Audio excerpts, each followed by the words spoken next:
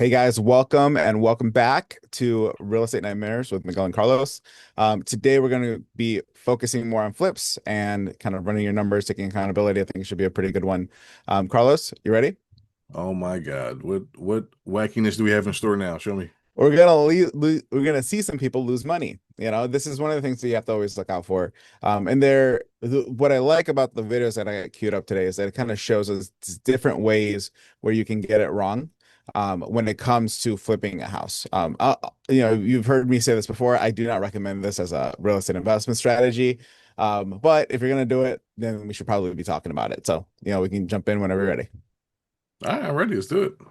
All right, cool. Let me share my screen here. I'm ready to get nightmareified. Nightmarified, terrified. All right. So I'm starting these off in particular places in the video just so we can save some time.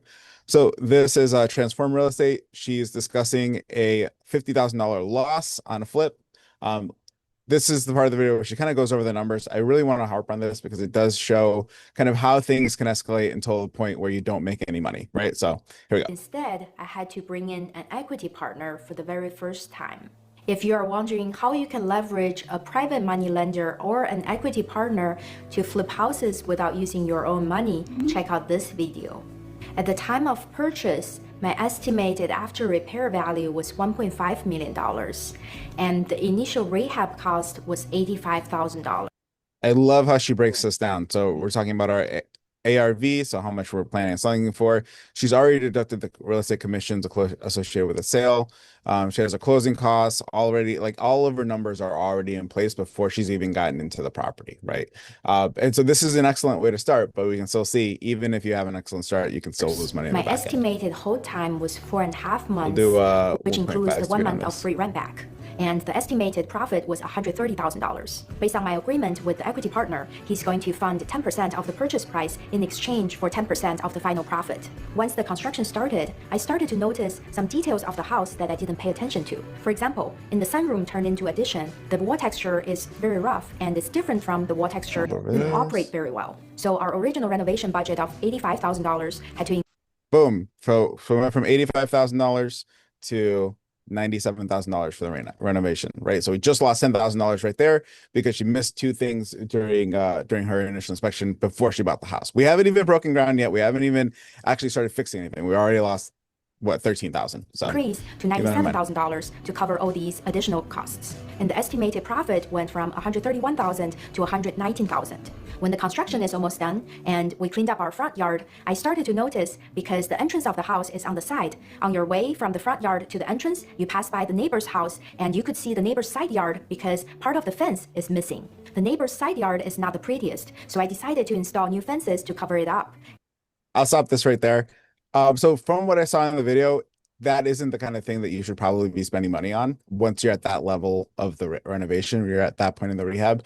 It's not the kind of thing that you should be adding to a scope, in my opinion. There's no reason to do it. You can let the next buyers pay for it. It's not a big deal. You don't have to be top of market, but I will say she probably knows her market better than I do. So just keep that in mind. You don't always have to make it top notch, but in some cases, it might make sense too. So that increased our renovation budget from $97,000 to $99,000. So the total profit went from $119,000 to $117,000, and it was. So you see how these numbers are just ticking down as time moves on, as more things get added to that scope. That's what you have to watch out for. Really not fun because it directly affected the equity partner's payout. I was very lucky that the equity partner was very kind and accommodating, but still every time when I go to the equity partner and tell him that he had to adjust his expectation. Once the construction was all done, let's see what the house looked like after the remodel.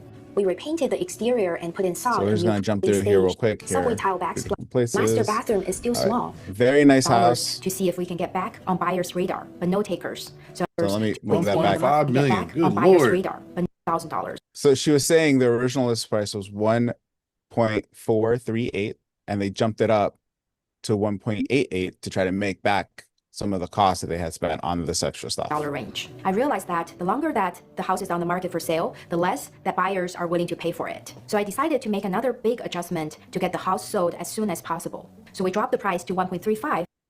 Drop the price very quickly. So this was probably smart. However, I really wish you would have seen a lower price to begin with. You have to be very careful with pricing when you're selling a house because there's this perception that if a house is sat on the market for a significant amount of time, that it's not worth as much or that's not as good of a deal. This is more psychology, and we can talk about that. But just keep that in mind when you're talking about pricing when you're doing And dispositions. finally got an offer at 1.33. That was $170,000. So originally listed at 1,488 and got an offer at 1,355. So below the estimated ARV when I first purchased the house, and also an 11% decline. It took 2 months to finally get an offer on the house, and it was a very sad 2 months because after all the work and money I put in the house, I had to watch it sit on the market with the value continue to decline. And in the end, I realized that not only I was not able to make a profit, I had to take a final numbers on the house were not pretty. It was my first and so far the only loss in the house flipping business. Loss of $50,423. Yep. So the low, what changed here, right? And she's Our experienced too. value. You know what I'm saying? So it's like Absolutely. imagine a new person. I mean, it happens all the time. And we're gonna see in some of the other videos, this is really just someone who didn't buy correctly, right? And then changed their plan a little too often while they were in the process. A deal like this can go wrong very, very, very easily, which is why I don't recommend it as a business model. But again, it's important for us to understand. So she went in ARV at 1.45 initially, right? She ended up selling for $100,000 less. That's where the biggest problem was. And that could be a pricing issue. That could be a variety of things. Could be a negotiation issue. But that would have completely changed the picture on this if she would have gotten $100,000 more. I've shared the top mistakes that house flippers make in this video, but specifically on this. And that's it. Let's jump here to mistakes. The lessons on this deal were so valuable because I always knew that the market could shift anytime, but I never experienced it in such a real way. From May to August 2018, it was only 3 months, but the market declined by more than 10%. So my first mistake was not having a vision. Yep. I saw that the market was appreciating like crazy in 2017. She didn't recognize what the market was actually doing. Let's jump to the end here. See if to shield any potential market risk. Mistake Flips number are 2, rough, the resale value of this house was higher than the median sale price in the. Was that Carlos? I said flips are rough. It's really a gamble. Flips are tough, man. And the thing is, what you're doing right. You'll see it in the rest of these videos too. It's all about when you buy and how you buy. That's the most important thing when it comes to these. If you're buying at the close to what market value is, or close to what your AIV is, it can go wrong so quickly. Like area. It's this it's house not is easy, in a small especially when you bring in in the equity Cambrian partners. neighborhood, and the schools are a little better than the rest of Cambrian. But when the market is declining, people just not budgeting for unexpected costs. Yep. As I've mentioned. So in her original budget, we didn't see a margin for things that earlier, she didn't the recognize. Construction budget went up twice by $140,000 total, and I didn't budget for any unexpected cost, and that was part of the reason why I had. All right, so we'll jump into the next one. Good googie moogie, man. I know, Lord. man. And that's just 50,000, man. That's not even, that's not even like it's 100, 50, but 50,000 is a lot of money. But imagine, absolutely. Imagine. But that's the thing. That's 50,000 on a $1.4 million house, right? So what went wrong for her was small, right? Imagine those margins on a $300,000 house, right? Like you're gonna be losing even more money than she did. So it's not easy. It's scary stuff, man. Fast. I mean, just millions of dollars just being at risk for what? 50,000? Yeah. What was the profit going to be? Yeah. So the profit was originally supposed to be 113,000. And it makes you wonder. Doesn't it make more sense to buy a rental? Refinance, keep the cash flow, get all of your original money back, and you're good to go, right? I don't know. I know because you're a flipper doesn't mean you should be flipping, in my opinion. Good Lord. No, and I feel like it's appropriate in certain situations if you recognize, like, oh, I'm getting a house at a discount. Maybe it's an off-market deal. Maybe it's just a really good MLS deal. I already have the construction team. I already have the construction renovation experience. It's a good market on the back end. There's a lot that can make it make sense, but that's a tough needle to thread, and you are taking on a significant amount of risk on the back end if you do it wrong. Well said, man. Because good Lord. Woof. Yeah, that's a lot, man. That's like a lot. Oh, absolutely. Absolutely. And then on top of it, just the stress and the work to just ultimately cut a check for $50,000. You could have gone on vacation. That's what I tell people all Yeah. the time. You could have gone on vacation and you could have spent all of that money and enjoyed it. You know, it's just it's not worth it. And All right. what I can say too is that, Yeah. especially experience dealing with like large numbers like this, it seems like okay, it's just 50,000. That's $50,000 loss on a $1.5 million house. So what if Yes. somebody couldn't afford an extra 50,000 or more? Then Yeah. you're looking at just he's going bankrupt. Yep. Absolutely. So Absolutely. it's crazy, man. Yeah. It gets wild, especially you start talking about those larger numbers. It gets real hairy. All right. Let's look at one more. I was Okay. gonna do four today, but the Okay. first one went a little long. Yeah, you guys share your screen. I'm excited to see what else we have. All right, here we go. Good googie moogie, man. Good googie moogie. Yeah, it is not easy. All right, so this is our good friend Austin Rutherford talking about a deal where he lost $30,000. This is him again recapping those mistakes and what he did wrong. I want you guys to take very special note of the very first thing that he says here. So at the end of the day, how did this really happen, right?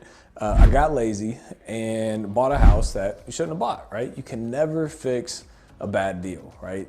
That's accountability, guys. We talk about this all the time. So he's not blaming the market. He's not blaming, the house, real estate. He is looking at what he did, what he chose to do, and recognizing, hey, I did not buy this the way that I should have bought it, right? And this happens to all of us. You do two or three deals, you feel confident, you feel good, you feel like you know everything, and then you go into something, you don't give it the attention that it deserves, and it turns out to be bad, right? This is probably one of the best lessons that you can learn as a real estate investor or as an entrepreneur in general. Everything relies on you. Everything relies on your wisdom, your diligence, your ability to find an opportunity and put it together in a meaningful way.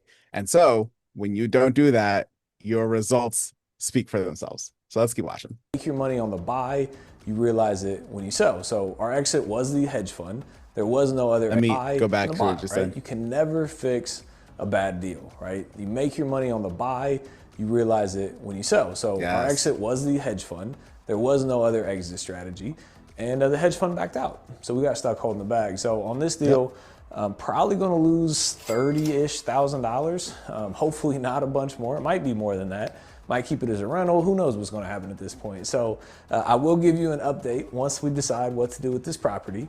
But in the meantime, how do you not get put in this situation, right? So there's a few things that you need to do. Number one is always have multiple exit strategies. So if you flip it, cool, that's one exit. Make sure it's got real profit margin so you can cut the price if you need to. Make sure it could also work as a rental property if it needs to be, right? This is exactly it. You go in with, plan A, plan B, plan C, plan D, right? And I'm not saying that every single property needs to work in every single business model, right? I'm not saying that all of your flips also have to be able to be wholesale deals or vice versa, or rental properties as well. But what I am saying is that you have to recognize the risk that you're putting into these properties and into any sort of business. And so in order for you to justify the profit that you're making, you have to say to yourself, okay, well, if things don't work the way that I expect them to work, how much can I make doing it this way? How much can I protect myself from losing doing it that way? Because ultimately, you are balancing, you as an entrepreneur, as a real estate investor, you're rewarded for the risk that you took in any of these ventures that you do.